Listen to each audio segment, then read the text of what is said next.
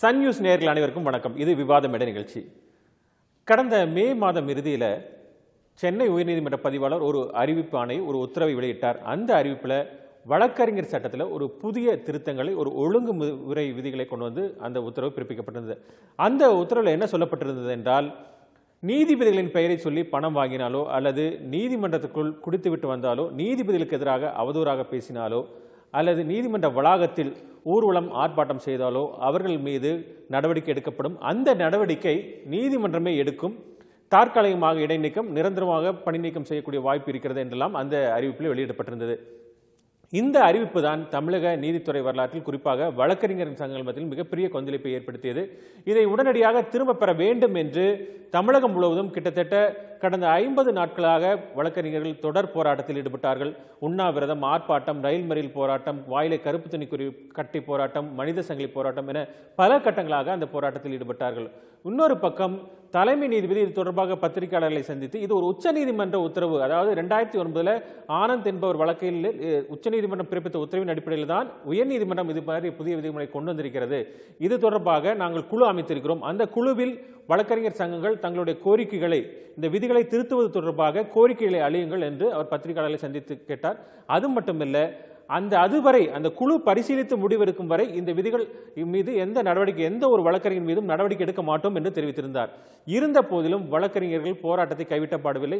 நேற்று குறிப்பாக போராட்டத்தினோட ஒரு உச்சகட்டமாக சென்னை உயர்நீதிமன்றத்தில் ஒரு முற்றுகை போராட்டத்தை அறிவித்தார்கள். இதற்காக ஆயிரக்கணக்கான வழக்கறிஞர்கள் உயர்நீதிமன்றத்துக்கு வந்திருந்தனால் அந்த போராட்டம் அங்கு ராஜா அண்ணாமலை மன்றம் அங்கேயே தடுத்து நிறுத்தப்பட்டது. இதனால் நேற்று அந்த பகுதியே போக்குவரத்து ஸ்தம்பித்தது. இன்னும் சொல்ல போனால் உயர்நீதிமன்றமே வெறிச்சோடி காணப்பட்டது. வழக்கு விசாரணை முடங்கி போனது. இந்த நிலையில தான் இன்று ஒரு பொதுநல வழக்கு, உயர்நீதிமன்றங்களில் அந்த கண்காணிப்பு கேமரா பொருத்த வேண்டும் என்று ஒரு பொதுநல வழக்கு காசி ராமலிங்கம் என்பவர் தாக்கல் செய்தார். அந்த வழக்கு விசாரணையினுடைய ஒரு இடைக்கால நிவாரணமாக அந்த மனுவிலே இந்த விதிகளை நிறுத்தி வைக்க வேண்டும் என்று அந்த மனுவிலே அந்த வழக்கறிஞர் கேட்டுக்கொண்டிருந்தார். அப்போது அந்த வழக்கை விசாரித்த தலைமை நீதிபதி, நாங்கள் ஏற்கனவே இந்த விதிகளின் மீது எந்த நடவடிக்கை எடுக்க மாட்டோம் என்று தெரிவித்திருக்கிறோம். இருந்த போதிலும் அதுவே ஒரு நிறுத்தி வைப்பதற்கான அர்த்தம், கெப்ட் இன் அபெயன்ஸ் என்றுதான் அர்த்தம் என்று தெரிவித்திருக்கிறார். ஆக அந்த விதிகள் தற்போதைய நிலவரப்படி நிறுத்தி வைக்கப்பட்டிருக்கிறது.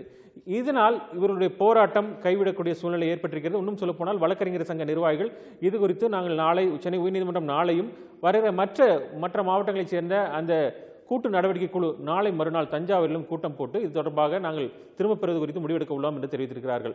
இது குறித்து தான் நாம் விவாதிக்க இருக்கிறோம்.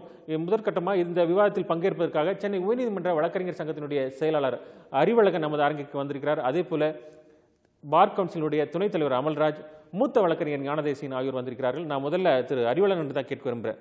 இன்றைக்கு தலைமை நீதிபதி தனது உத்தரவில் தெளிவாக சொல்லியிருக்கிறார், ஏற்கனவே நாங்கள் எந்த ஒரு நடவடிக்கை எடுக்க மாட்டோம் என்று தெரிவித்திருக்கிறோம். அதுவே அது நிறுத்தி வைப்பதாகத்தான அர்த்தம். அப்போ உங்களுக்கு ஒரு சரியான புரிதல் இல்லை என்கிற ரீதியில் சொல்லியிருக்கார். அப்போ இந்த பிரச்சனைக்கு இந்த உத்தரவு தொடர்பாக இத்தனை நாட்கள் போராட்டம், இத்தனை பொதுமக்களுக்கு சிரமம் ஏற்பட்டிருக்கிறது, வழக்காடிகளுக்கு சிரமம் ஏற்பட்டிருக்கிறது.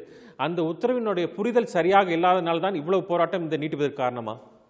இல்லை, நடவடிக்கை எடுக்க மாட்டோம் என்பதற்கும் அந்த சட்டம் நிறுத்தி வைப்பு என்பதற்கும் நிறைய வேறுபாடுகள் இருக்கிறது. அதை இன்னைக்கு தலைமை நீதியரசர் ஒரு ஜுடிஷியல் ஆர்டராக பாஸ் பண்ணியிருக்காரு. இந்த ஆர்டர் தமிழ்நாட்டில் இருக்கக்கூடிய எல்லா வழக்கறிஞர்களும் வரவேற்று உள்ளார்கள். இது இன்னும் உள்ளபடியே இந்த ஜுடிஷியல் ஆர்டர், இந்த நீதிமன்ற உத்தரவுக்கு நாங்கள் தலை வணங்குகிறோம். அதே நேரத்தில் இந்த வழக்கறிஞர்கள், தமிழகம் முழுவதும் உள்ள வழக்கறிஞர்கள் இதற்காக தான் போராடிக்கிட்டு இருந்தாங்க. கெப்ட் இன் அபெயன்ஸ் என்ற இந்த ரூல்ஸ் கீப் இன் அபெயன்ஸ்னு சொல்லுங்கள், அது எங்களுக்கு ஒரு நம்பிக்கை வரும், நிறுத்தி வைப்புன்னு சொல்லுங்கள். ஏன்னா ஏற்கனவே 2004ஆம் ஆண்டு அன்றைக்கு தலைமை நீதியரசராக இருந்த சுபாஷ் ரெட்டி அவர்கள் 25 கட்டளைகளை பிறப்பித்திருந்தார்.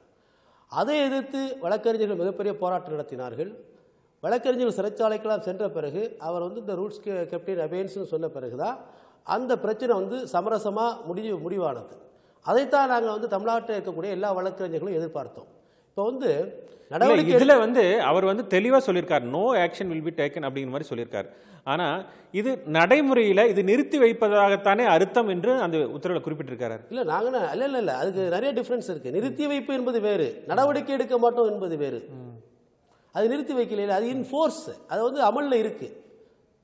எடுக்க மாட்டோம் என்பது இல்ல அந்த குழுவினுடைய பரிந்துரைகள் அந்த நீங்க வழக்கறிஞர்கள் சங்கங்கள் கொடுக்கக்கூடிய இந்த விதிகளை திருத்துவது தொடர்பாக அந்த குழு எடுக்கக்கூடிய முடிவு எடுக்கும் வரை நாங்க எந்த ஆக்ஷன் எடுக்க மாட்டோம்னு தானே சொன்னாரு. நடவடிக்கை எடுக்க மாட்டோம்னு சொன்னாங்க. நாங்கள் என்ன சொன்னோம்னா இதை நிறுத்தி வைங்க, இந்த சட்டத்தை நிறுத்தி வைங்க, முழுமையாக வந்து எல்லா வழக்கறிஞர் சங்கங்களுக்கும் நீங்கள் வந்து இதை அனுப்பி அவங்களுடைய கருத்துக்களை கேட்ட பிறகு எங்களுடைய முதல் கோரிக்கை என்னன்னு சொன்னால் நீங்கள் வந்து இது திரும்ப பெறணுங்கிறதா எங்களுடைய முதல் கோரிக்கை. அதே நேரத்தில் இது ஆர்கே ஆனந்த் அடிப்படையில் இந்த சட்டம் கொண்டு வந்திருக்கிற காரணத்தினால் முதல்ல வந்து நீங்கள் வந்து நிறுத்தி வைங்க, அதுக்கு பிறகு பேசலாங்கிறதா நாங்கள் சொன்னோம். இன்றைக்கி வந்து அதை வந்து தலைமை நீதிபதி அவர்கள் வந்து தெளிவாக வந்து ஜுடிஷியல் ஆர்டரில் சொன்னது வந்து வழக்கறிஞர்கள் மத்தியில் ஒரு மிகப்பெரிய நம்பிக்கையை விதைத்திருக்கிறது. அதுக்காக இந்த ஆர்டருக்காக நாங்கள் வந்து தலைமை நீதிபதியை வந்து தமிழகத்தில் இருக்கக்கூடிய அனைத்து வழக்கறிஞர்களும் தங்களுடைய நன்றியை சொல்லியிருக்கிறார். இப்போ உயர்நீதிமன்ற வழக்கறிஞர் சங்கம் எப்போது இந்த போராட்டத்தை நீங்கள் இப்போ நாளை முதல் வழக்கம் போல நீதிமன்றம் நடைபெறுமா? உயர்நீதிமன்றம் அதாவது இன்றைக்கி மாலை தான் வந்து இந்த விஷயம் எங்களுக்கு தெரிய வந்துச்சு. நாளைக்கு வந்து எங்கள் மெம்பர்ஸ்லாம் நாங்கள் சொல்கிறோம். ஏன்னா வந்து எப்போதுமே ஒரு போராட்டம் நடத்துறதுக்கு முன்னாடி பொதுக்குழுவை கூட்டி ஒட்டுமொத்த வழக்கறிஞர்களுடைய கருத்துக்களை கேட்டு அதை வந்து வாக்கெடுப்புக்கு விட்டு அதன் பிறகு அந்த தீர்மானத்தை நிறைவேற்றுவோம். இப்போ வந்து நான் வந்து தனிப்பட்ட ஒரு செயலாளர் இடத்தோடு வந்து அதுமாரி சொல்கிறது வந்து ஜனநாயகத்துக்கு விரோதமானது. அதனால் நாங்கள் வந்து நாளைக்கு கூட்டுறதுக்கு வாய்ப்பு இருக்குது. அதில் வந்து இந்த மூத்த வழக்கறிஞர் சங்க பொதுக்குழு உறுப்பினர்கள் எல்லாம் பேசி ஒரு சுமூகமான சமரச தீர்வுக்கு நிச்சயமாக வந்து இந்த ஜுடிஷியல் ஆர்டர் வந்து வழிவகுக்குங்கிறத நம்பிக்கையோட நான் தொடர்ந்து பேசுவோம். நான் திரு ஞானதேசிகன் கேட்கிறேன். இன்றைக்கு இந்த ஒரு பெரிய பிரச்சனை, நீங்கள் உயர்நீதிமன்ற பல்வேறு போராட்டங்களை பார்த்துருப்பீங்க.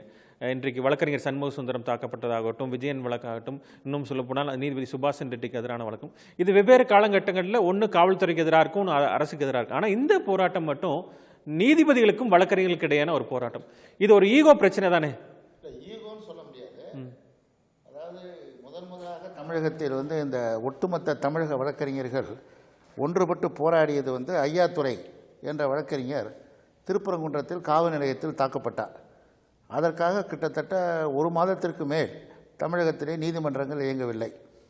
அன்றைய அரசிடம் இவர்கள் கேட்ட கோரிக்கை நீதி விசாரணை வேண்டும் என்பதுதான். கடைசியில் ஒரு மாதத்திற்கு பிறகு அவர்கள் ஒரு நீதிமன்ற ஒரு ஒன்மேன் கமிஷன் போட்டார்கள். பிறகு அதற்கு பிறகு சண்முக சுந்தரம் தாக்கப்பட்ட பிரச்சனை, பிறகு நீதிபதி பக்தவச்சலம் அவர்களை பெங்களூருக்கு மாற்றிய அந்த நிகழ்வு போன்ற பல போராட்டங்கள் தமிழகத்தில் நடைபெற்றிருக்கிறது. அதில் நான், காந்தி, வைகை எல்லாம் தலைமையேற்று அதை நடத்தியிருக்கிறோம். ஆனால் ஒரு வித்தியாசம் என்னவென்றால், இப்பொழுது நீதிமன்றங்கள் அல்லது நீதிபதி என்று குறிப்பாக சொல்ல வேண்டுமென்றால் தலைமை நீதிபதி எல்லாம் ஒரு கூப்பிட்டு வைத்து ஒரு சமரச பேச்சுவார்த்தை நடத்தியிருக்கலாம். இன்றைக்கு போட்ட உத்தரவை ஒரு 2 வாரத்துக்கு முன்பு அவர் போட்டிருக்கலாம். ஏன்னா வக்கீல்களும் நீதிமன்றமும் ஒரு நாணயத்தின் 2 பக்கங்கள் என்று சொல்வார்கள். ஒரு நீதிபதி பதவியேற்கும் போது டூ வீல்ஸ் ஆஃப் தி சேரட் அப்படின்ட்டு சொல்லுவாங்க, எல்லாம் சொல்லுவாங்க. அப்படிங்கும்போது ஒரு ஃபேமிலி, வக்கீல்களும் நீதிமன்றமும் நீதிபதிகளும் ஒரு ஃபேமிலி. அப்போ கூப்பிட்டு வச்சு யாருக்கும் ஈகோ இல்லாமல் 2 பேரும் பேசி தீர்க்கிறது வந்து மிக ஒரு எளிதான. அதற்கு தான் தலைமை நீதிபதி அழைப்பு விடுத்தாரு. நாங்கள் நீதிபதிகள் குழுவை 3 நீதிபதிகள் குழுவை 5 நீதிபதிகள் குழுவை எண்ணிக்கை அதிகரித்து உங்களுடைய கருத்துக்கள் எல்லாம் நீங்கள் தெரிவிங்கள் என்று இன்னும் சொல்ல போனால் தலைமை நீதிபதி ஒரு பத்திரிகையாளர் சந்திப்பது ஒரு அரிதான விஷயம். ஆனால் இங்கே இருக்கக்கூடிய தலைமை நீதிபதி உடனடியாக பத்திரிகையாளர் அழைத்து அதை வேண்டுகோளும் விடுத்தாரு. இல்லை, அதுக்கு 5 அந்த நீதிபதி குழுவோடு கண்டிப்பாக இவர்கள் வந்து ஒரு மனுவை கொடுத்து பேசியிருக்க வேண்டும். அது ஒன்றும் தவறு இல்லை. ஏன்னா அவங்கள்ட்ட போய் பேசி அது பரிகாரம் கிடைக்காவிட்டால் போராட்டத்தை செய்யலாம். ஏனென்றால் அதில் பல விதிகள் வந்து ஏற்றுக்கொள்ளப்பட முடியாத விதிகள். இந்த ப்ரோ பீட்டிங், அப்யூஸ் என்றால் என்ன என்ற விளக்கம் இல்லாமல் யார் வேண்டுமானாலும் எது வேண்டுமானாலும் செய்யலாம் என்கிற நிலை என்பதை வழக்கறிஞர்கள் ஏற்றுக்கொள்ள மாட்டார்கள்.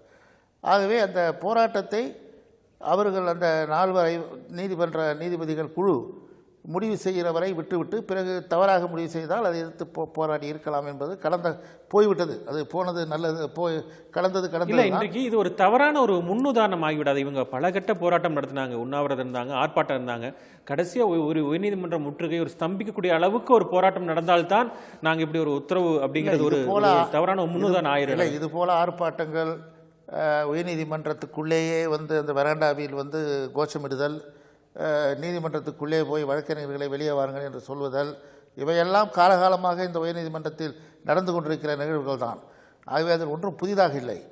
ஆனால் இந்த அப்ரோச் என்பது ஒரு வித்தியாசமாக இருந்த காரணத்தினால் அந்த அப்ரோச்சினால் இந்த ப்ராப்ளம் வந்துவிட்டது. இன்றைக்கு அவர் போட்டிருக்கிற உத்தரவை அன்றைக்கே போட்டிருக்கலாம், அது செய்யவில்லை. ஒருவேளை இவர்களை அவர் கோபத்தில் இல்ல, இன்னைக்கு தலைமை நீதியே சொல்லியிருக்காரு. இன்னும் சொல்ல போனால் இவரோட போராட்டத்தில் ஒரு சரியான தலைமை இல்லாதான் இதுக்கு ஒரு பிரச்சனை. இன்னும் சொல்ல போனால் உயர்நீதிமன்ற வழக்கறிஞர் சங்க தலைவர் பால் கனகராஜ் இந்த போராட்டத்தில் இல்லை, அதே கூட்டமைப்பினுடைய தலைவர் பரமசிவம் போராட்டத்தில் இல்லை. அப்ப இவங்க இரண்டாம் கட்ட தலைவர்கள் தான் என்று சொல்லக்கூடிய அந்த ரீதியில் தான் போராட்டம் நடத்திட்டு இருக்காங்க. அப்ப இந்த சரியான ஒரு இவர்கள் தலைமையில ஒரு ஒற்றுமை ஒருங்கிணைப்பு இல்லாத காரணத்தினால் இவ்வளவு நாட்கள் இந்த போராட்டம் ஒருங்கிணைப்பும் ஒற்றுமையும் இருந்த காரணத்தினால்தான் தமிழகம் முழுவதும் வழக்கறிஞர்கள் ஒன்றாக இணைந்து வந்திருக்கிறார்கள். தலைமை என்பது யார் என்பதை அங்கே இருக்கிற வழக்கறிஞர்கள் தான் முடிவு செய்ய வேண்டுமே தவிர வேறு தலைமை நீதிபதி முடிவு செய்ய முடியாது. அவர்கள் சரியாக வழிகாட்டினார்களா தவறாக வழிகாட்டினார்களா என்று அவர் சொல்ல முடியாது. அவர் எடுத்த முடிவுகளை கொஞ்சம் முன்னால் எடுத்திருக்கலாம், அது எடுக்காமல் இருந்தது தவறு. ஏனென்றால் இவ்வளோ பெரிய வழக்கறிஞர்கள் இத்தனை மாதம் 55 நாள் போராடுகிறார்கள் என்றால் அவர்களை அழைத்து ஈவோ பார்க்காமல் என்ன பிரச்சனை நான் நிறுத்தி வைக்கிறேன், இன்னும் ஒரு 2 வாரத்தில் அந்த 4 பேர் கமிட்டி கூடி முடிவெடுக்கும் என்று பேசியிருக்கலாம். ஆனால் என்னை பொறுத்த மட்டில் அவர் நல்ல காரியங்கள் நிறையா செய்தார், நான் வரவேற்கிறேன். ஏனென்றால் இப்போ மதுரைக்கு இன்றைக்கு இந்த உத்தரவில் நீங்கள் சொல்ல நல்ல காரியம் என்று சொல்லும்போது நான் குறிப்பிட்றேன், அவர் அந்த உத்தரவிலே இன்றைக்கு வாய்மொழியாக சொல்லும்போது இந்த நீதித்துறை முன்னேற்றுவதற்கான நான் பல்வேறு நடவடிக்கைகளுக்கு தடையாக இருக்குதுன்னு சொல்லியிருக்காரு. உண்மை அதில் என்னென்னா நான் குறிப்பாக சொல்கிறேன், நான் எங்கள் ஊர் மதுரை தான். ஆனால் அங்கே மாவட்ட நீதிமன்றம் அநேகமாக கிட்டத்தட்ட வருஷத்தில் 365 நாளில் ஒரு 220 நாள் தான் நடக்கும். எப்போ பார்த்தாலும் எது எடுத்தாலும் அவங்க வேலை நிறுத்தம் பண்ணுவாங்க. ஒரு நாள் அந்த செக்ரட்டரியை கூப்பிட்டு ஃபோனில், என் ஃப்ரெண்டு தான், அவர்கிட்ட சொன்னேன், என்னைக்காவது ஒரு நாள் கோர்ட்டு நடக்குன்னு சொல்லுப்பா டிவியில், டெய்லி நடக்காதுன்னு சொல்லிகிட்டு இருக்கேன்னு சொன்னேன் தமாஷுக்கு. ஆகவே இதையெல்லாம் ஒரு கட்டுப்பாட்டுகள் கொண்டு வந்தார், கோர்ட்டு பாதுகாப்பை நிலைப்படுத்தினார். நானே ஒரு ரிப்போர்ட் கொடுத்துருக்கேன், சீஃப் ஜஸ்டிஸ் ரெட்டியும் ஜஸ்டிஸ் பத்மநாபன் பெஞ்சில் டிராஃபிக்கை பற்றி ஒரு கமிட்டி போட்டாங்க. அதில் இந்த கார்களை கோர்ட்டை நெருக்கி கட்டடத்தை நெருக்கி வைக்கக்கூடாது, பாதுகாப்பு குறைவு என்றெல்லாம் அதில் சஜஷன் பண்ணியிருக்கிறோம். ஸோ இப்போ இந்த பாதுகாப்பு முறை இவையெல்லாம் இன்றைக்கு இருக்க காலகட்டத்தில் ஒரு நல்ல சீர்திருத்தங்களை அவர் கொண்டு வந்தார். அதை நம்பி அதுக்கு அதிகமாக அளவுக்கு மீறினால் அமிர்தமும் நஞ்சு என்கிற பழமொழிக்கு ஏற்ப அதை தாண்டி அவர் போகும்போது தான் இந்த பிரச்சனைகள் அதிகமாயிற்று என்று நினைக்கிறேன். என்னை பொறுத்த மட்டில் ஆல் இண்டியா பார் கவுன்சில் சில நேரங்களில் அவர்கள் நடந்து கொண்ட முறை, சஸ்பெண்ட் செய்தது, எடுத்தேன் கவிழ்த்தேன் என்று பண்ணுவது என்பதெல்லாம் எனக்கு உடன்பாடல்ல. ஏனென்றால் அவர்கள் அவர்களுடைய கடமை, all India bar council chairman இங்கு தமிழ்நாடு பார் கவுன்சில் சேர்மனையும் அழைத்து கொண்டு 2 பேருக்கும் சேர்த்து ஒரு மத்தியஸ்தத்தை அவர்கள் செய்திருக்க வேண்டும். அது செய்ய தவறியது ஆல் இண்டியா பார் கவுன்சில். இந்த விவாதத்தில் பங்கேற்பதற்காக தற்போது நம்மிடம் இணைந்திருக்கிறார் டைம்ஸ் ஆஃப் இந்தியாவினுடைய மூத்த ஆசிரியர் திரு சுப்பிரமணியன் இணைந்திருக்கார். நான் அவரிடம் கேட்க விரும்புகிறேன், இன்றைக்கு இந்த பிரச்சனை ஒரு பக்கம் வழக்கறிஞர்கள் போராட்டம், இன்னொரு பக்கம் நீதிபதிகள் குழுங்கிறதை தாண்டி ஒரு சாதாரண சாமானியன் பார்வையில் இன்றைக்கு எப்படியெல்லாம் நீதிமன்ற பணிகள் பாதிக்கப்பட்டிருக்கு? இதில் இப்போ ஞானதேசன் சார் சொன்னதே நான் சொல்கிறேன்.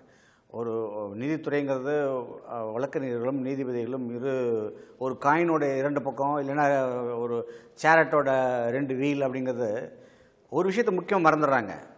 அங்கே லிட்டிகன்ஸ் வழக்கு தொடுத்து நீதிக்காக ஒரு நிமிஷம் தான். நீங்கள் ஆவரேஜ் ஹியரிங் டைம் பார்த்தீங்கன்னா ஒரு வருஷத்தில் ஒரு 2 லட்சம் கேஸ் டிஸ்போஸ் பண்ணுறாங்க. நீங்கள் பெர் ஜட்ஜ் டிஸ்போசல்னு பார்த்தீங்கன்னா ஒரு வழக்குக்கு அதிகபட்சம் 5 நிமிடம் தான் தேவைப்படுகிறது. குவாலிட்டி டைம் 5 நிமிஷத்தில் ஒரு ஆர்கியூ பண்ணி முடிச்சாச்சுன்னா வழக்கு ஓவர். ஸோ என்னோட வழக்கு அங்கே எடுத்துக்கொள்ளப்பட்டால் 5 நிமிடத்தில் எனக்கு சரியோ தவறோ ஒரு நீதி கிடைக்கும்.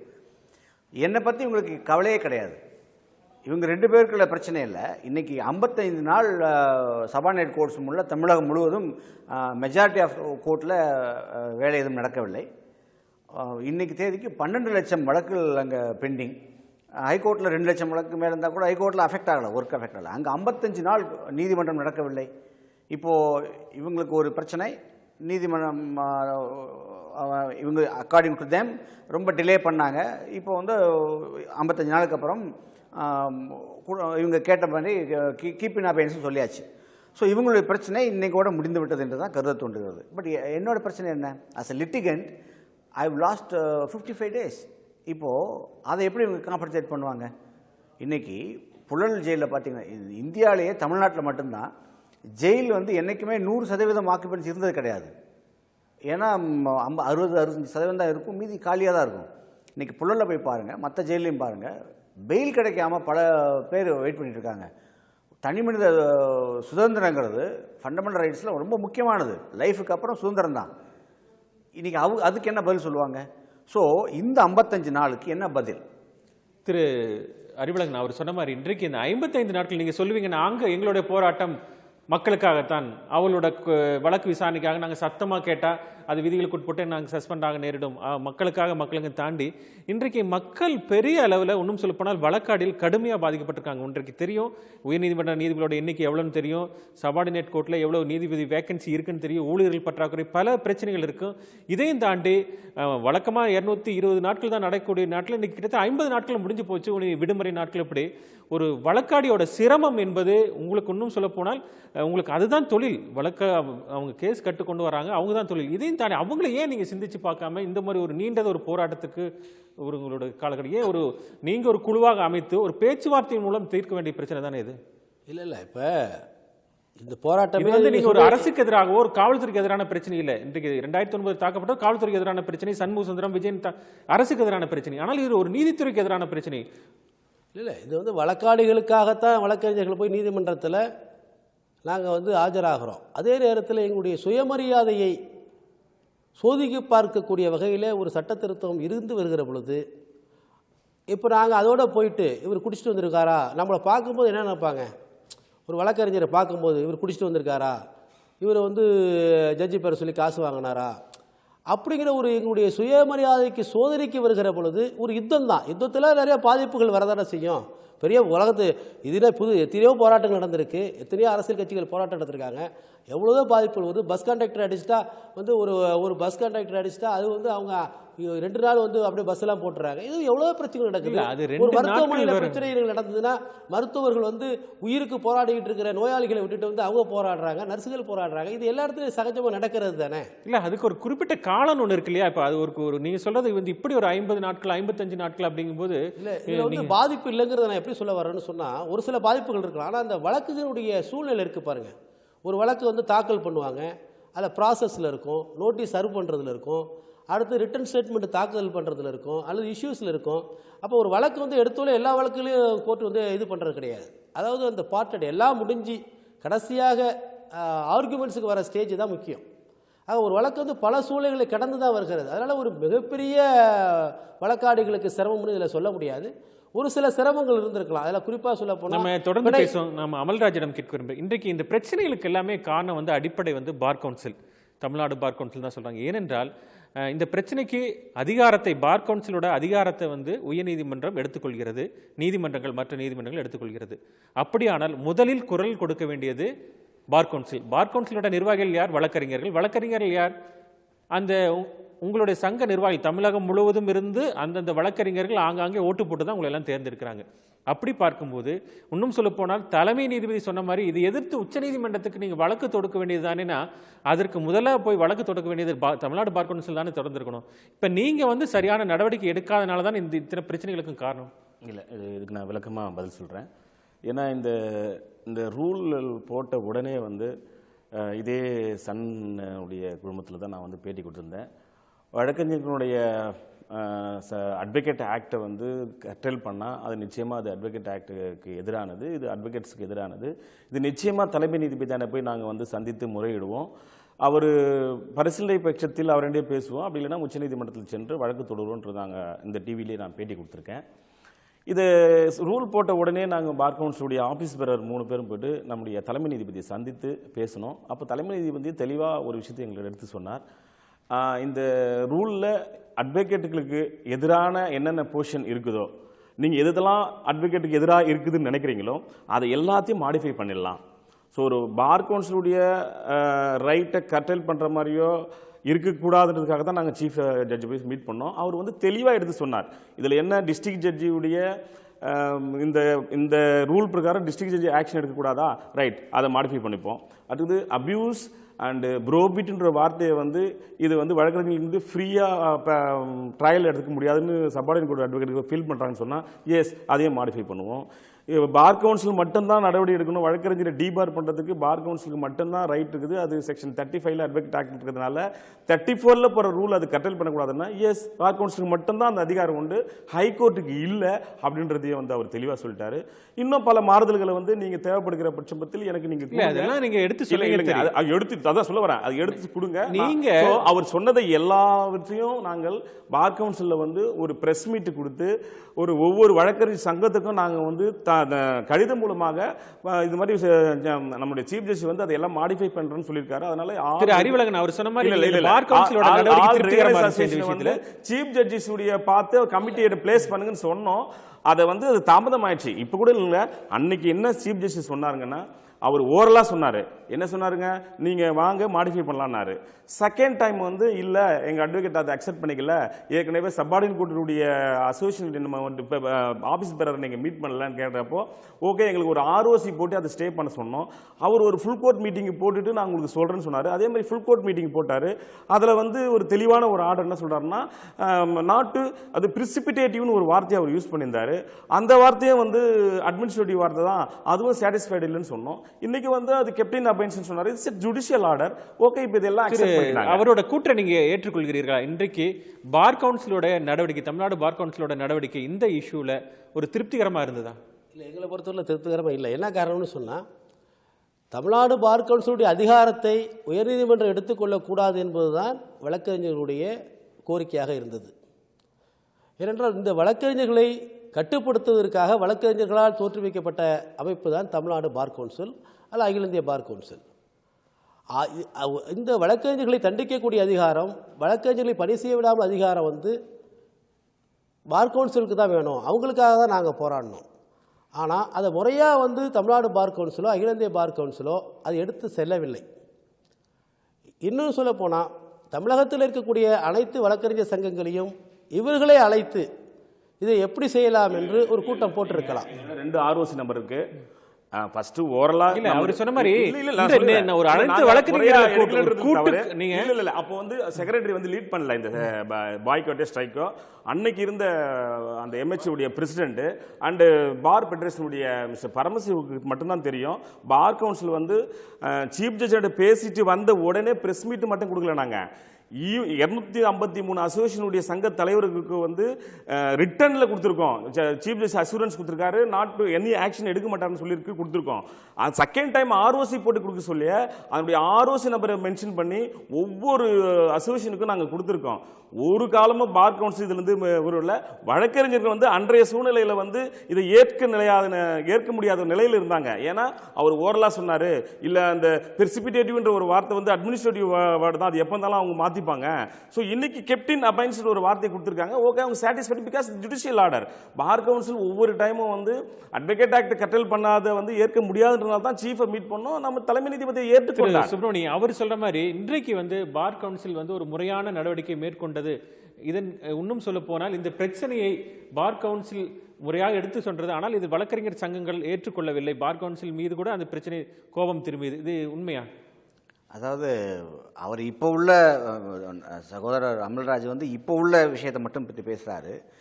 பார் கவுன்சிலோட செயலற்ற தன்மை அது வந்து எந்த செயல்படாத ஒரு நிலை தான் இவ்வளவுக்கும் காரணங்கிறது என்னுடைய பயங்கரமான குற்றச்சாட்டு. இவர் சொன்ன மாதிரி பார் கவுன்சில் வந்து கிரியேட் பண்ணதுக்கு காரணமே வழக்கறிஞர்கள் நலன் மட்டும் இல்லை, அவங்க உரிமையை பாதுகாக்கிறது மட்டும் இல்லை, அவங்க கடமையை செய்கிறாங்களாம் பார்க்குறதுக்காக தான். இப்போது செப்டம்பர் 14 அன்னைக்கு சிஜே கோர்ட்டுக்குள்ளே போய் உட்காடுறாங்க. ஒரு நாள் ஃபுல்லாக அவங்க மேலே என்ன நடவடிக்கை எடுத்தாங்க. அதுக்கப்புறம் 15ஆம் தேதி நான் சொல்லுங்க 15ஆம் தேதி இல்லை எப்போ நான் சொல்லுங்க ஒன்றுமே பண்ணல. 15ஆம் தேதி 3 பஸ்ஸில் மதுரையிலேருந்து ஆட்கள் வந்து கோர்ட்டை ஃபுல்லாக இது பண்ணாங்க. அன்றைக்கி இவங்க ஒன்றும் பண்ணல. அதுக்கப்புறம் தொடர்ச்சியான வயலன்ஸ் ஒன்றுமே பண்ணல. இவங்க எதுவுமே பண்ணாத காரணத்தால் பார் கவுன்சில் ஆஃப் இந்தியா டெல்லியிலிருந்து நீங்கள் செயல்படவில்லை, உங்கள் வேலையை நாங்கள் செய்கிறோம் அப்படின்னு சொல்லி ஒரு மிரட்டலோடு 14 பேரை சஸ்பெண்ட் பண்ணாங்க. அதுக்கப்புறம் தான் பார் கவுன்சிலும் ஹைகோர்ட்டும் ரொம்ப சீரியஸ் வியூ எடுத்ததுக்கு அப்புறம் தான் இவங்க அது கூட இப்போதான் சரி. இதுக்கு முன்னாடி இல்லை இந்த செப்டம்பர் 14 இன்சிடென்ட்க்கு முன்னாடின்னு பார்த்தீங்கன்னா பார் கவுன்சில் என்ன நடவடிக்கை எடுத்தது? பார் கவுன்சில் பிரிமைசஸை அடிச்சு உடைச்சாங்க. மதுரையிலிருந்து வந்தவங்க அவங்க மேல என்ன நடவடிக்கை? டெஃபினட்டா சோகாஸ் பண்ணிருக்கோம். இல்ல என்ன பண்ணிருக்காங்க கேளுங்க. ஒரு நிமிஷம். நான் சொல்றேன். நான் சொல்றேன் உங்களுக்கு. ஒரு இரும்பு கருத்தை காட்டவில்லை தேவையான நேரங்கள்ல. அதனால எனக்கு பவர் எனக்கு ஃபாலோ பண்ணனும். இல்ல அதிகாரம் என்னிடம் தான் இருக்கிறது. இது வந்து இல்லங்க பார் கவுன்சில்ன்றது ஒரு ஸ்டாச்சுவரி பாடி, உங்களுக்கு எல்லாருக்கும் தெரியும். நாங்க எல்லாமே வந்து இல்ல நான் இல்ல அதுதான் சொல்ல வரேன். நாங்க எல்லாமே சட்டத்துக்கு உட்பட்டு தான் எந்த வேலையும் செய்ய முடியும். அட்வொகேட் ஆக்ட் பரிவுக்கு அதுக்கு மேல போய் நாங்க எந்த வேலையும் செய்ய முடியாது. ஒரு பார் கவுன்சில்ல நீங்க சொன்ன மாதிரி தமிழுக்காக போராடினாங்க, இல்ல முட்டைக்கு பண்ணாங்க, எல்லாருக்கும் சோகாஸ் நோட்டீஸ் கொடுத்தோம். இதுக்கு என்ன பதில் சொல்றீங்கன்றது சோகாஸ் நோட்டீஸ் கொடுத்திருக்கோம். அந்த சோகாஸ் நோட்டீஸ் ரிப்ளை அவங்க ஒரு சிலர் அனுப்பியிருந்தாங்க, ஒரு சிலர் அனுப்புறதுக்கான கால அவகாசம் கேட்டாங்க. இது எல்லாமே அந்த பீரியட்ல நாங்க எடுத்துக்கணும். அதுக்கான ஆதாரம் எங்கள்ட்ட இருக்குது. நாங்க சோகாஸ் பண்றோம். இப்போ பார் கவுன்சில் இந்தியா போல நாங்க ஸ்ட்ரெயிட்டாவே உங்களுக்கு வந்து 48B ல பவர் இருக்குது, நான் உடனே சஸ்பெண்ட் பண்ணனும் சொல்லி ஸ்டேட் பார் கவுன்சில் செய்ய முடியாது. நாங்க சோகாஸ் பண்ணனும், நேச்சுரல் ஜஸ்டிஸை ஃபாலோ பண்ணனும். நேச்சுரல் ஜஸ்டிஸை ஃபாலோ பண்ணனும். ஒரு வழக்கறிஞருக்கு தப்புன்னா அவங்க தொடர்ந்து பேசுவோம். ரிப்ளை வாங்கி தான் அமல்ராஜ் தொடர்ந்து பேசுவோம். நான் திரு ஞானதேசிகன் அவரிடம் கேட்கின்றேன். இன்றைக்கு வந்து பார் கவுன்சிலோட நடவடிக்கை, இதற்கு அடிப்படை பிரச்சனையே வந்து பார் கவுன்சிலோட அதிகாரம் பறிக்கப்படுகிறது அப்படிங்கிறதா வழக்கறிஞர் சங்களோட குற்றச்சாட்டு. ஆனால் இன்றைக்கு வழக்கறிஞர் சங்கத்தை தாண்டி பார் கவுன்சில் என்பது நீதிபதிகளுக்கு ஒரு ஆதரவாக செயல்பட்டு கொண்டிருக்கிறது ஒரு குற்றச்சாட்டும் வழக்கறிஞர் சங்கத்தில் மத்தியில் வைக்கப்படுகிறது. உங்களோட பார்வையில் இந்த பார் கவுன்சிலோட நடவடிக்கை என்பது தற்போது எப்படி இருக்கிறது, முந்தைய உங்கள் அனுபவத்தில்? அதாவது என்னை பொறுத்த மட்டில் தனிப்பட்ட முறையில் இப்பொழுதுதான் பார் கவுன்சில் வந்து தன் கடமையை ஒழுங்காக ஆற்றுகிறது என்று நினைக்கிறேன்.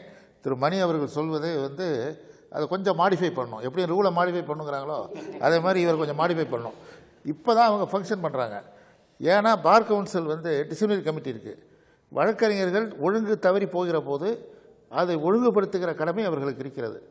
அது இப்பொழுது தான் அவர்கள் நிறைவேற்றுகிறார்கள்.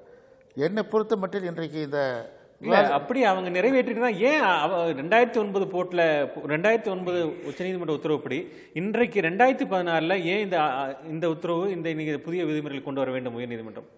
இல்லை அதுதான் அது வந்து ஒரு கேள்விக்குறி. ஏன்னா நான் சொன்னேன்ல, சீஃப் ஜஸ்டிஸ் வந்து ஒரு நல்ல முறையில் ஒரு ஒழுங்குபடுத்தி ஒரு டிசிப்ளினாக தமிழ்நாடு பார் வந்து இருக்கணும்னு நினைச்சு சில நடவடிக்கைகள் எடுத்தாரு. இன்றைக்கு அது வழக்கறிஞர்களோட கோரிக்கை, உங்களை போற மூத்த வழக்கறிஞர்கள் ஏற்கனவே விதிகள் இருக்குது, ஐபிசியில் இருக்கு, கண்டெம்ட்ல இருக்கு, வழக்கறிஞர்கள் மீது நடவடிக்கை தேவையில்லாதது, இன்னும் சொல்ல போனா இது தெளிவில்லாதது கூட என்று சொல்கிறார். சொல்லி அக்ரவேட்டிங் தி சிச்சுவேஷன். ஆமா, இது தெளிவில்லாத அக்ரவேட் பண்ணிட்டாரு. அப்ப பார் கவுன்சில் ஒரு உரிய நடவடிக்கை எடுத்திருந்தால் ஏன் உயர்நீதிமன்றம் இந்த அதிகாரத்தை தன்னோட கையில் எடுத்துக்க வேண்டியது அவசியம்? இல்லை அப்படி சொல்ல முடியாது. இப்போ லீகல் இஷ்யூஸ் போக முடியல.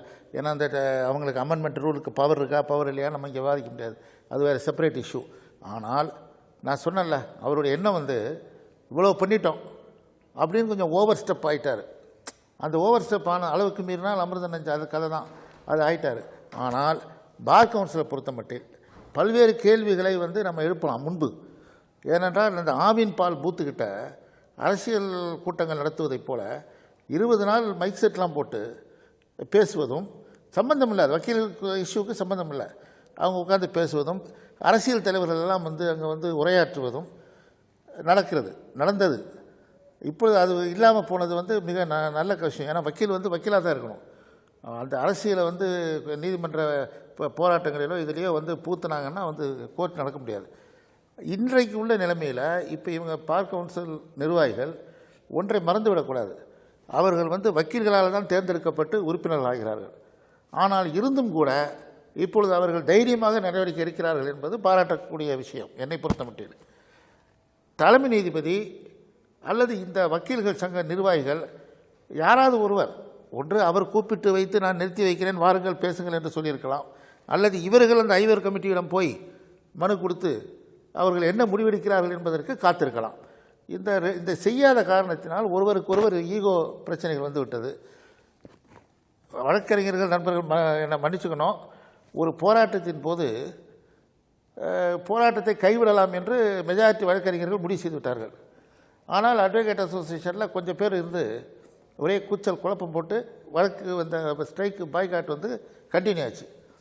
அப்போ ராம்பிரசாத் ராவ் தலைமை நீதிபதி அவர் அன்றைய முதல்வர் எம்ஜிஆர் அவர்களுக்கு ஒரு கடிதம் எழுதினார். The voice of the majority is drowned in the noise of the மைனாரிட்டின்னு எழுதினார் ஒரு லெட்டரை. அந்த லெட்டரை எம்ஜிஆர் என்ன பண்ணார், கான்ஃபரன்ஷியல் போட்டு அனுப்பிச்சார். ஆனால் அதை வந்து அந்த முதல்வர் என்ன பண்ணாங்க, அசம்பிளியில் படிச்சிட்டார் அந்த லெட்டரை. ஸோ இப்போ பப்ளிக் ஆகிப்போச்சு. ஸோ அந்த மாதிரி சில போராட்டங்களில் அது எந்த சங்கமாக இருந்தாலும் சரி, அது வந்து இப்ப இல்ல இவங்களோட போராட்டம் அந்த விதிகளை தாண்டி வேற ஏதாவது அஜெண்டா இருக்குன்னு நீங்க நினைக்கிறீங்களா? இந்த விதிகளுக்கு வந்து நீங்கள் இப்போ வக்கீல்கள் வந்து பல வழக்கறிஞர்கள் வந்து எதுக்கு போராடணும்னு தெரியாமல் போராட்டங்கள் நடந்திருக்கு.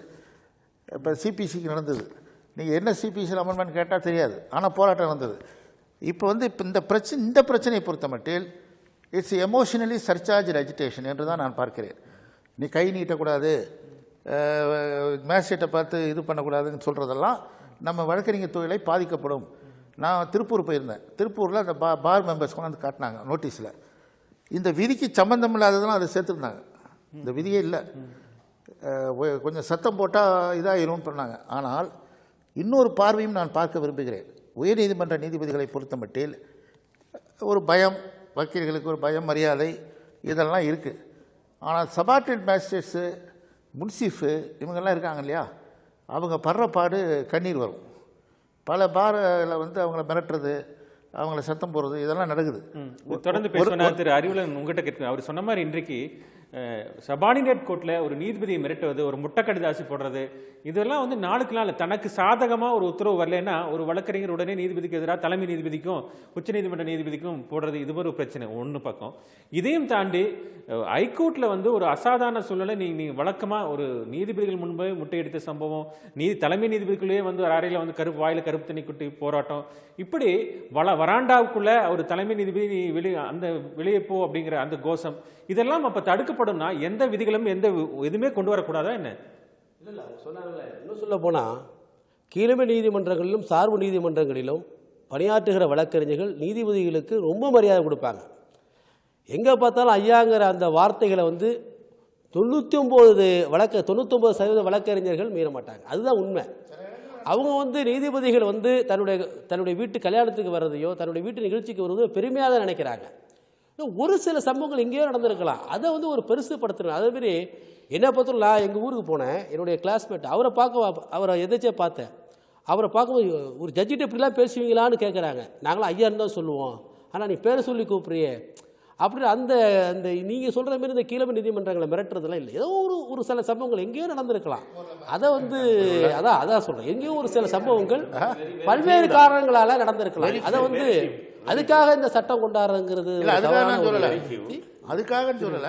திரு சுப்பிரமணியம் அவர் சொல்ற ஏத்துக்கிறீங்களா? இன்றைக்கு வந்து அந்த முதல்ல இருந்த நிலைமையும் இப்ப இருக்கிற நிலைமை ஒரே மாதிரி தான் இருக்கா? நீதிபதிகளுக்கான மரியாதை என்பது வழக்கறிஞர்கள் மத்திய அப்படிதான் இருக்கா? இருக்கு, அதை மறுக்க முடியாது சார்.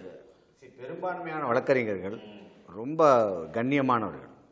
என்னோட பெரிய குற்றச்சாட்டு இந்த சார் சொன்ன மாதிரி அந்த voice of the majority is down by noise of the minority.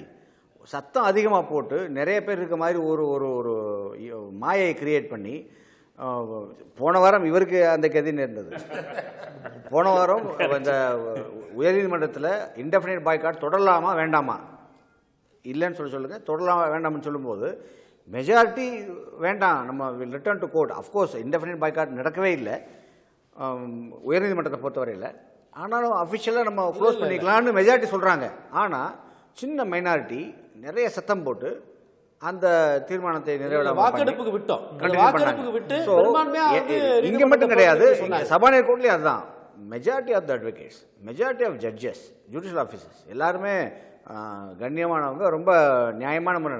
ஆனால் அவங்களுடைய நல்ல வேலை எல்லாமே இந்த மைனாரிட்டி வந்து ஹைஜாக் பண்ணிட்டு தங்களை இப்போவுமே 55 நாள் பாய்காட் பண்ணுறதுக்கு எந்த பார் அசோசியேஷனில் இருக்க மெஜாரிட்டியும் ஒத்துக்காது. ஏன்னா அவங்களுக்கு கிளையன்ஸ் இருக்காங்க, அவங்களுக்குள்ள வருமானம், அவங்களுக்குள்ள பணம். இன்றைக்கு அவர்களோட கோரிக்கை வந்து வேற எந்த மாநிலத்தில இந்த மாதிரி ஒரு விதிமுறைகள் கொண்டு வரல. ஆனா தமிழகத்துல வந்திருக்காங்க. பாய்காட் அனௌன்ஸ் பண்ணாலே தட் அமௌண்ட்ஸ் மிஸ்கான்டாக்ட் சொல்லியிருக்காங்க மகாராஷ்டிரா. அந்த ஒரு ஆஸ்பெக்ட் மட்டும் தான். பாய்காட் தொடர்பா வேலை நிறுத்தம் செய்யக்கூடாது. ஏற்கனவே இது வந்து சுப்ரீம் கோர்ட் சொன்னதுனால ஹைகோர்ட் கொண்டு வந்திருக்குது. இவங்க கொண்டு வந்ததுக்கு ஒரு சட்டப்பூர்வமான காரணம் உள்ளது. அதில் உள்ள பிரச்சனைகளை வந்து பேசுங்க, உங்கள் ரெப்ரசன்டேஷனை கொடுங்க. அது வரைக்கும் நாங்கள் நடவடிக்கை எடுக்க மாட்டோம்னு சொன்னதுக்கப்புறமும் இல்லை எனக்கு கேப்டன் அபைன்ஸ் வச்சா தான் நாங்கள் வருவோம் அப்படின்னு சொல்லிட்டு ஒரு பிடிவாதமாக இவ்வளோ நாள் எடுத்தது வந்து அதிகபட்சம். எவ்வளவு கொடுமையான ஒரு விஷயமா இருந்தால் ஹைகோர்ட் மட்டும் ஏன் நடந்திருக்கணும்? ஹைகோர்ட் எப்படி நடந்தது? மெஜாரிட்டி ஆஃப் லாயர்ஸ் போயிட்டு தான் இருந்தாங்க. இவங்களுக்கு தெரியாத நியாயம் கிடையாது. இது வந்து இதையும் தாண்டி நீங்கள் கேட்ட ஒரு சின்ன ஒரு விஷயம்தான் அது. இந்த ரூல்ஸை தாண்டி சில பல விஷயங்கள் இந்த போராட்டத்துக்கு காரணம். அது நிறைய நியாயப்படுத்தவே முடியாது. திரு அறிவுலகன், நீங்க சொன்ன மாதிரி அவர் சில பல காரணங்கள் ஒரு தேர்தலும் ஒரு காரணம், எலெக்ஷன் வருது, யார் அதில் நம்ம அடுத்தது நம்ம முன்னிலைப்படுத்திக்க வேண்டும். ஏன்னா உங்களுக்கு தெரியும், இந்த போராட்டத்தில் முதல்ல திரு பால் கனகராஜ், திரு பரமசிவம் அவங்கெல்லாம் இணைந்து ஒரு பெரிய பேரணி நடத்தினீங்க. அது ஒரு ஜனநாயக ரீதியான ஒரு பேரணியாக இருந்தது. ஆனால் அடுத்தடுத்து போராட்டங்களில் அதையும் மீறி இந்த போராட்டம், நீதிமன்ற புறக்கணிப்பு போராட்டம் வேண்டாம் என்று திரு பால் கனகராஜ் சொன்னபோது, ஆனால் நடத்திய தீர்வோம் என்பதனால தான் அவர் அந்த போராட்டத்தை விட்டு விலகிட்டார். அப்போ அடுத்த அஜெண்டா, இப்போ நாங்கள் அடுத்த தலைமை தாங்க வேண்டும், எங்களோட தலைமையின் கீழே இன்னொரு கூட்டம் வர வேண்டும், அப்படிதான் அப்படிதான். அதாவது ஒரு விஷயம் என்னன்னா, வழக்கறிஞர்களை பொறுத்தவரை எல்லோருமே தலைவர்கள் தான். நம்ம துணைத் தலைவர் சேர்மனுக்கு, வைஸ் சேர்மனுக்கு தெரியும். வழக்கறிஞர்களை நான் தான் லீடர்னு சொல்லிட்டு போக முடியாது. ஒரு வழக்கறிஞர்களுடைய பிரதிநிதியாக தான் இருக்க முடியுமே தவிர அவங்களுக்கு எல்லாமே தெரியும். அப்படி பார்க்கும்போது நேற்று ஒரு போராட்டம் என்பது ஒரு அதாவது காவல்துறையுடன் அனுமதிக்கப்பட்ட இடம் அப்படிங்கிறது அந்த கடற்கரை ரயில் நிலையத்திலிருந்து அந்த ராஜா அண்ணாமலை மன்றம் தான் அனுமதிக்கப்பட்டிருந்தது. ஆனால் நேற்று ஒரு தலைமை சரியில்லாத காரணத்தினால ஹைகோர்ட்ல ஒரு கேட்ல ஒரு கும்பல், இந்த பக்கம் ஆவின் கேட்ல ஒரு கும்பல், இங்க ஒரு கும்பல், இப்படி ஒரு பரவலாக இதனால தான் நேற்று பாதிப்பு. பாத்தீங்கன்னா 10,000க்கும் மேற்பட்ட வழக்கறிஞர்கள் வர்றாங்க. நிறைய பேருக்கு செய்தி தெரியாது, எங்க போகணும், நீதிமன்ற முற்றுகைன்னு சொன்னா எந்த இடத்துக்கு போகணும் ஒரு தெரியாத சூழ்நிலையில் சில சம்பவங்கள் நடந்திருக்கலாம். ஆனால் இல்லை லீடர்ஷிப், அதாவது தேர்தலுக்காக இந்த போராட்டம் நடக்கல. 70,000 வழக்கறிஞர்களுமா தேர்தலில் போய் நிற்க போகிறாங்க கிடையாதுல்ல. ஏதோ ஒருத்தங்க பார் கவுன்சிலில் பார்த்தீங்கன்னா ஒரு 25 பேர், மற்ற அமைப்புகளில் பார்த்தீங்கன்னா அந்தந்த வழக்கறிஞர் சங்க தலைவர், செயலாளர், இதை வச்சு ஒரு பெரிய இது ஒரு ஆனரரி போஸ்ட் தானே தவிர இது அரசியல் ரீதி அரசியல் கட்சிகளில் ஒரு பொறுப்பு வாங்கி சம்பாதிக்கக்கூடிய இது கிடையாது. நேற்று ஒரு பாராட்டத்தக்க விஷயம் உங்கள் தொலைக்காட்சியில் பார்த்துருப்பீங்க. அந்த கேட்டை தாண்டி வெளியே குதிக்கணும்னு நினைக்கிற வழக்கறிஞர்களே தடுத்து திருப்பி அனுப்பிச்சாங்க. நானே போக பார்த்தேன். நீங்கள் ரெஸ்பான்சிபிலிட்டியாக பண்ணிக்கிட்டாங்க. இல்லைன்னா நேற்று மிகப்பெரிய மோதல் வந்திருக்கும். காவல்துறை சும்மா நின்னாங்க, கண்ட்ரோல் பண்றது இவங்களே கண்ட்ரோல் பண்ணோம். என்னன்னா மாஸ் சைக்காலஜி எங்களுக்கு தெரியும், அதனால அதை நாங்கள் கட்டுப்படுத்தணும். தொடர்ந்து பேசுவோம். திரு ஞானதேசன் கேட்க விரும்புகிறேன். இன்றைக்கு ஞாயிற்றுக்கிழமை இந்த போராட்டம் திங்கட்கிழமை நடைபெறுகிறது. ஞாயிற்றுக்கிழமை அகில இந்திய பார் கவுன்சில், அதாவது தமிழ்நாடு பார் கவுன்சில் கூட இந்த நடவடிக்கை எடுக்கல. அகில இந்திய பார் கவுன்சில் 126 வழக்கறிஞர் சங்க நிர்வாகிகளை உடனடியாக அவங்க சஸ்பெண்ட் செய்ய உத்தரவிட்டது. இன்றைக்கு இந்த பிரச்சனைகளும் சரி, இந்த தமிழக வழக்கறிஞர்களை பொறுத்தவரை அகில இந்திய பார் கவுன்சில் என்றது, இன்னும் சொல்லப்போனால் அதனுடைய தலைவர் என்பது ஒரு பாரபட்சமாக நடந்து கொள்கிறார் என்ற குற்றச்சாட்டு நீண்ட காலமாக இருந்து வருகிறது. டெல்லியில் போராட்டம் நடக்குது, பாட்டியாலா கோர்ட்டில் நடக்குது, இங்கெல்லாம் எந்த நடவடிக்கை இல்லை. ஆனால் இந்த உயர்நீதிமன்ற குறிப்பாக தமிழக வழக்கறிஞர்கள் மட்டும் ஏன் அந்த ஒரு அகில இந்திய பார் கவுன்சில் மீது ஒரு வெறுப்புணர்வு ஏன்? இல்லை, அதான் ஆரம்பத்திலேயே நான் சொன்னேன். ஆல் இந்தியா பார் கவுன்சில் தான் கடமை இருக்குது. தப்பு பண்ணுறாங்கன்னா 125 பேரை சஸ்பெண்ட் பண்ணுறது அட்ட ஸ்ட்ரோக்குங்கிறது அவரே சொல்றாரு. இந்தியாவில் நாங்கள் ஃபர்ஸ்ட் டைம்ங்கிறாரு. அது தவறு. ஏனென்றால் அவர்கள் உண்மையிலேயே அவர்கள் அதில் என்ன ஈடுபட்டார்கள், என்ன குற்றம் செய்தார்கள். ஏன்னா குற்றங்கள் என்பது பலவிதமாக இருக்கும். பார்ட்டிசிபேஷன் ஒரு குற்றம், லீட் பண்ணுறது ஒரு குற்றம், அப்படின்னு பல குற்றங்கள் இருக்குது. இவங்க என்ன பண்ணாங்கன்னு தெரியாமையே ஃப்ளாட்டாக 125 வரையும் சஸ்பெண்ட் பண்ணிட்டு இன்றைக்கி என்ன சொல்கிறாருன்னா, நாங்கள் இதில் இல்லைன்னு தெரிஞ்சால் நீங்கள் நாங்கள் பெட்டிஷன் கொடுத்தா நாங்கள் ரிவோக் பண்ணிக்கிறோம் அப்படின்னு சொல்லணும். சொல்லப்போனால் ஒரு சில வழக்கறிஞர்கள் வெளிநாட்டில் இருந்திருக்காங்க. ஒரு ஜட்ஜு முன்னாடி அவரே ஜட்ஜே சொல்றாரு, இவர் ஏன் முன்னாடி ஆர்கியூ பண்ணிட்டு இருந்தவராச்சு இவரை சஸ்பெண்ட் பண்ணியிருக்கீங்களேன்னு கேட்குறாங்க. அது தவறு. இன்னொன்று மிகப்பெரிய தவறு, ரைட்டோ ராங்கோ. இப்போ இவங்கெல்லாம் secretary elected secretary, elected president. அவங்க they can act only on the majority decision. பெரும்பான்மை என்ன நினைக்கிறார்களோ அந்த பெரும்பான்மையை செயல்படுத்த வேண்டியதும் அவர்களை வழிநடத்த வேண்டியதும் அவர்கள் கடமை. அப்போ அவரை தனிப்பட்ட முறையில் அவர் பண்ணலை.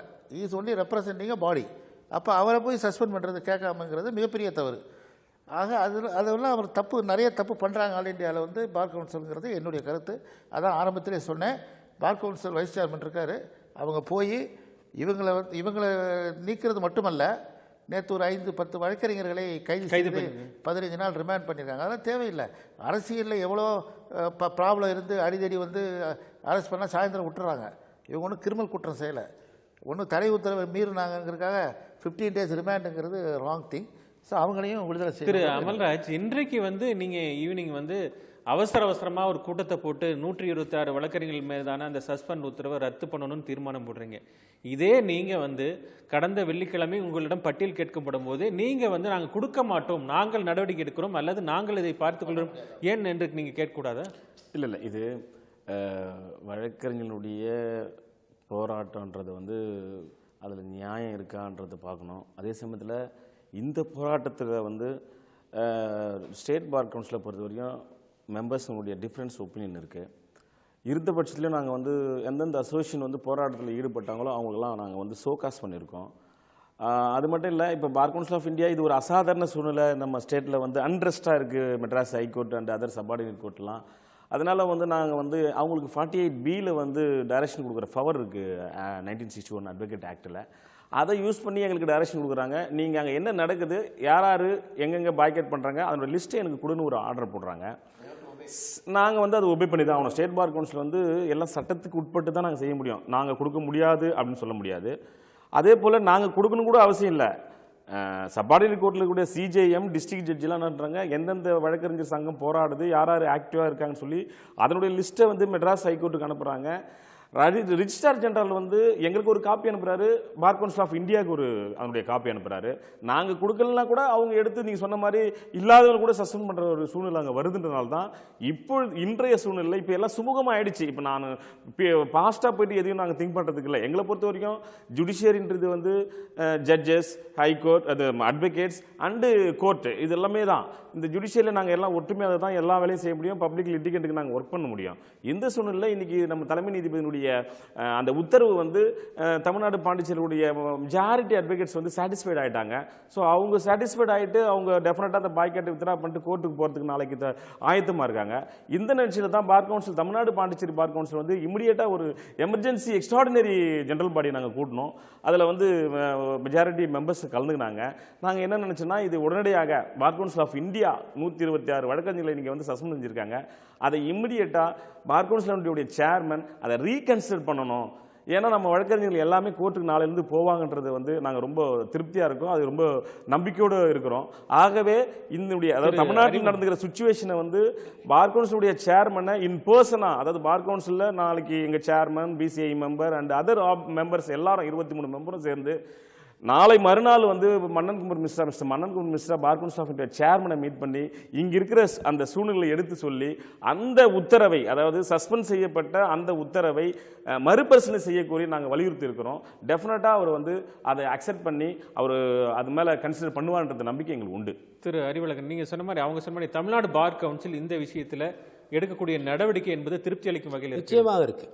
அதாவது வைஸ் சேர்மன் அமல்ராஜ், வேலுகார்த்திகேயன், வரதன், அப்புறம் யுவராஜ், சந்திரமோகன், இவங்க எல்லாமே வந்து ஏற்கனவே எங்கள்கிட்ட பேசினாங்க. நாங்கள் பேசி ஒரு நல்ல இது வந்து ஒட்டுமொத்தமாக இந்த தமிழ்நாட்டில் வந்து இதை இம்ப்ளிமெண்ட் பண்ண மாட்டோம், அதுக்கான முயற்சியை நாங்கள் எடுக்கிறோம் அப்படின்னு வந்து இப்போ சொல்லியிருக்கிறது வந்து எங்களுக்கு ஒரு நம்பிக்கையை வச்சுருக்கு. ஏன்னா நாங்களாம் எங்களுடைய வாக்குகளுடைய அடிப்படையில் தான் அவங்க வந்து செலக்ட் ஆகியிருக்காங்க. இது இப்போ இதுவரையும் இந்த பார் கவுன்சிலுக்கும் வழக்கறிஞர் சங்கங்களுக்கு இடையில் இருந்த ஒரு சின்ன அந்த மோதல் இருக்குது பாருங்கள், அந்த உரசல் இருக்குல்ல, இது வந்து இப்போ குறையும், ஒரு முற்றுப்புள்ளி வைக்கப்படும். இதே மாதிரி இருக்கும்போது ஒரு நன்றிக்குரிய ஒரு பாராட்டுக்குரிய சுப்பிரமணியிடம் கேட்க வந்துருச்சு சார், சமரசமா முற்றுப்புள்ளியாங்கிறது. திரு சுப்பிரமணியிடம் கேட்க விரும்புகிறேன். இன்றைக்கு இந்த பிரச்சனைக்கெல்லாம் வேறொரு காரணம் சொல்லப்படுது. இன்றைக்கு தொல் திருமாவளவன் விடுதலை சிறுத்தை கருத்திலோட தலைவர் ஒரு அறிக்கை விட்டிருக்காரு. அந்த அறிக்கையில் என்ன சொல்றாருன்னா, நீதிபதிகளுடைய பட்டியல் பிரச்சனை, 24 நீதிபதிகள் பட்டியல் இப்போ அது கிளியராகி வந்திருக்கு. அதில் தலித்கள் யாரும் இல்லை.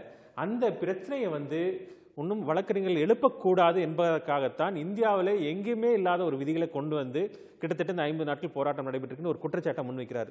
இது எந்த அளவுக்கு அதாவது நம்ம இந்தியாவிலேயே மெட்ராஸ் ஹைகோர்ட்டுக்கு இருந்த ஒரு ஒரு பெருமையான ஒரு நிலையை வந்து நிறைய அளவு குலைச்சதுக்கு மெயின் காரணம் ஜாதி பற்றி பேசுகிறது. இந்த ஒரு ஸ்டேட்மெண்ட் வந்து அவர் கொடுத்துருக்கே கூடாது. அதில் கொஞ்சம் கூட உண்மை இல்லைங்கிறத, நான் அங்கே இருக்கோம், நம்ம எல்லார்ட்டையும் இன்ட்ராக்ட் பண்ணுறோம், அதற்கு எந்த முகாந்திரமும் எந்த அடிப்படை இல்லைங்கிறது தான் என்னுடைய கருத்து. அவர் அதுவும் பொது வாழ்வில் இருக்கிற ஒரு தலைவர் மாதிரி ரொம்ப லூஸ் டாக் விடக்கூடாது. இது வந்துட்டு தேவையில்லாத பிரச்சனையை உருவாக்க வேண்டும் என்ற ஒரு நோக்கத்தோடு கொடுத்த மாதிரி தெரியுது. இதில் உண்மையே இல்லைங்கிறது தான் என்னுடைய கருத்து. மற்றபடி இவங்க பார் கவுன்சில் ஆக்ஷன் இவங்களோட அல்டிமேட்லி ஒரு லிட்டிகண்ட் வந்து நீதிமன்றம் சுமூகமாக நடக்க வேண்டும், வழக்குகள் விரைவாக முடிக்கப்பட வேண்டும், அவங்களுக்கு நீதி கிடைக்க வேண்டும், இதுதான் எதிர்பார்க்குறாங்க. அதற்கு தகுந்தபடி இவங்க டெல்லி போய் இருக்க சஸ்பெண்ட் ஆனதே வந்து பாய்காட் பண்ணதுனால, இப்போ பாய்காட் இல்லைன்னு சொன்னதுனால சஸ்பென்ஷன் ரிவோக் பண்ணுறாங்கன்னா வெல்கம், அவங்க வந்து வரட்டும். நீதிமன்றம் திரும்ப இன்றைக்கு நீங்க உங்க பார்த்திருக்கீங்க பல கட்ட போராட்டம், நீங்க சொன்ன மாதிரி ஒவ்வொரு காலகட்டத்திலையும் உயர்நீதிமன்றத்தில் போராட்டம் நடைபெறுவதும் நீதித்துறை முடங்குவதும். ஆனால் இனி வரும் காலங்களில் இன்றைக்கு சொல்லியிருக்காரு இது போன்ற பணிகளால சென்னை உயர்நீதிமன்றத்தோட வளர்ச்சி பணிகள் பாதிக்கிறது தலைமை நீதி சுட்டி காட்டியிருக்கிறார். இனி வரும் காலங்களில் இது போன்ற ஒரு வழக்கறிஞர்களுக்கும் நீதித்துறைக்குமான ஒரு பிரச்சனை என்பது இருக்கக்கூடாது, ஒரு சுமூகமாக நடைபெற வேண்டும் என்பதுதான் ஒவ்வொரு வழக்காடிகளுடைய எதிர்பார்ப்பாக இருக்கு. அதற்கு யார் என்ன செய்ய வேண்டும் நீங்க எதிர்பார்க்கிறீங்க? முதலில் அந்த சங்கத்துக்கும் நீதிமன்றத்தினுடைய தலைமை நீதிபதிகளுக்கும் உள்ள அந்த உறவு வந்து மேம்பட வேண்டும். ஒன்று, இவ்வாயிரம் வழக்கறிஞர்களுடைய தேர்ந்தெடுக்கப்பட்ட தலைவர் என்கிற மரியாதையோடு அவர் சொல்லுகிற வாதங்களை நீதிமன்றம் சம்பந்தப்பட்டது, ஏன்னா வழக்கு சம்பந்தப்பட்டது போய் உள்ளே பேசினா அது தப்பாக போகும். இந்த நீதிமன்றம் சம்பந்தப்பட்டதை அவர்கள் பேசினால் அதை காது கொடுத்து கேட்கிற நிலைமை நீதிபதிகளுக்கு வேண்டும். அதே நேரத்தில் ஒன்றை வழக்கறிஞர்கள் ஞாபகம் வைத்துக் கொள்ள வேண்டும், ஒரு அரசாங்கத்தை, ஒரு அதிகாரிகளை என்ன வேண்டுமானாலும் கேள்வி கேட்கிற, ஒரு மக்களுக்காக நீதி வழங்குகிற ஒரே ஒரு அமைப்பாக இன்றைக்கு நீதிமன்றம் செயல்பட்டு கொண்டிருக்கிறது. அவர்களுக்குள்ள மரியாதையை, மாண்பை நாம் பாதுகாக்க வேண்டும். நாமே அந்த மாண்பை இறக்கிவிட்டால் பிறகு மற்றவர்கள் வந்து அவர்களை மரியாதை செய்வதோ அவர்கள் உத்தரவுக்கு கீழ்ப்படிவதோ கொஞ்சம் கொஞ்சமாக குறைந்துவிடும். அது இந்த தேசத்திற்கு நல்லதல்ல. திரு அமல்ராஜ், இந்த பிரச்சனையில் ஒரு சுருக்கமாக இறுதி கருத்து உங்களோட இறுதி கருத்து சொல்லுங்க. இந்த இஷ்யூவில் நம்ம இனிமேல் இது போன்ற பிரச்சனைகள் நிகழக்கூடாது என்பதற்கு யார் என்ன நடவடிக்கை எடுக்க வேண்டும்? ஒரு இறுதி இல்லை, இப்போது இந்த பிரச்சனை ரூலை பொறுத்த வரைக்கும் டெஃபினட்டாக இப்போ நம்மளுடைய ரெகனைஸ் அசோசியேஷனுடைய office bearer and Madras high court, Madurai ஹைகோர்ட்டுடைய ஆஃபீஸ் பேரர்லாம் வந்து டெஃபினட்டாக வந்து கமிட்டியை மீட் பண்ணி அந்த போர்ஷன்லாம் எது அகேன்ஸ்ட் தி அட்வொகேட்னு சொல்கிறாங்களோ டெஃபினட்டாக நம்முடைய சீஃபும் சரி கமிட்டியும் சரி கன்சிடர் பண்ணுவாங்க, மாடிஃபை பண்ணுவாங்க. இதோடு இந்த பிரச்சனை கண்டிப்பாக முற்றுப்புள்ளி வைக்கப்படும். அறிவழகன் நான் உறுதியளிக்கிறேன். இல்லை, இப்போ கடந்த ஒரு 1.5 வருடங்களாக பார்த்தீங்கன்னா வழக்கறிஞர்கள் பல்வேறு சிரமங்களுக்கு ஆளாகியிருக்காங்க. மதுரையில் வழக்கறிஞர்கள் சஸ்பெண்ட் செய்யப்பட்டிருக்காங்க, சென்னையில் சஸ்பெண்ட் செய்யப்பட்டிருக்காங்க, இப்போ 126 வழக்கறிஞர்கள் சஸ்பெண்ட் செய்யப்பட்டிருக்காங்க. நிறைய வழக்கறிஞர்களுடைய வாழ்க்கை வந்து இன்றைக்கி ரொம்ப ஒரு கேள்விக்குறியாக மாறி இருக்கக்கூடிய ஒரு சூழ்நிலையில் அதுக்கும் நம்முடைய நீதிமன்றம், வழக்கறிஞர்கள் சங்கம், பார் கவுன்சில்லாம் வந்து இதுக்கு ஒரு முடிவு கொண்டு வரணும். இப்போ வந்து இப்போ 5 பேரை கைது செஞ்சுருக்காங்க, இதெல்லாம் தேவையில்லை ஒரு விஷயம். இவையெல்லாம் கொண்டு வந்து நம்முடைய உயர்நீதிமன்றத்தில் அமைதியை நிலைநாட்டுவதற்கு எல்லோரும் முயற்சி செய்து நிச்சயமாக அமைதியை நிலைநாட்டுவதற்கு எல்லா முயற்சிகளையும் நாங்கள் மேற்கொள்வோம். திரு சுப்பிரமணியம், இந்த பிரச்சனை மக்கள் மத்தியில் வழக்கறிஞர்கள் சம்பந்தமாக ஒரு கருத்து பரவி உள்ளது. அதெல்லாம் இவங்க மாற்றுவதற்கு முயற்சி செய்ய வேண்டும். முதற்கட்டமாக 55 நாள் எங்களுடைய ஸ்ட்ரைக்கினால் இழந்திருக்கோம்.